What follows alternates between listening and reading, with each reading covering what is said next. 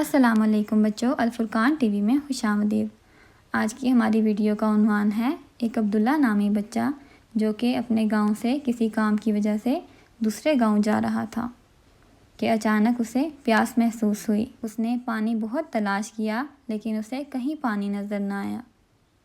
جیسے ہی وہ مایوس ہونے لگا تو اس کو ایک حدیث یاد آئی، مایوسی کفر ہے۔ تو اس نے دوبارہ سے پانی کو تلاش کرنا شروع کیا کہ اچانک اسے ایک ٹھنڈے پانی کا کنواں نظر آیا اور وہ اس کی طرف گیا اور وہ پانی پینے ہی والا تھا کہ اس کو ایک اور حدیث یاد آئی کہ جب بھی پانی پیو تو بسم اللہ کہو، فارغ ہو تو الحمدللہ کہو۔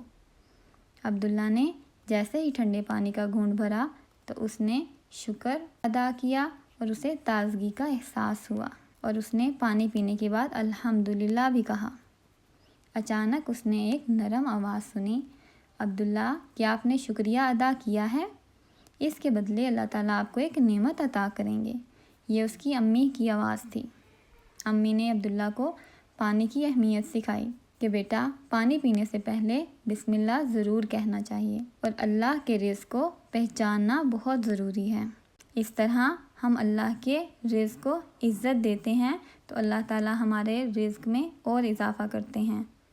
اور ہر گھونٹ کو مزہ لے کر پینا چاہیے اور ہمیشہ پانی آہستہ آہستہ اور ٹھہر ٹھہر کر پینا چاہیے اور خود پر قابو رکھ کر مطمئن ہو کر پینا چاہیے۔ اس دن سے عبداللہ نے ان عادات پر عمل کیا اور دوسروں کے ساتھ بھی اس کو ان عادات کو شیئر کیا اور وہ شکر گزار پانی پینے والے کے نام سے مشہور ہوا۔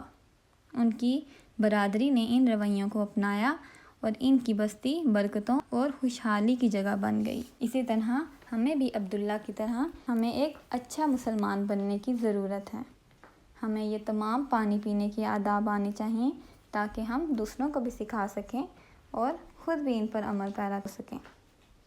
ملتے ہیں اگلی ویڈیو میں۔ اپنا بہت سارا خیال رکھیے گا۔ اللہ حافظ۔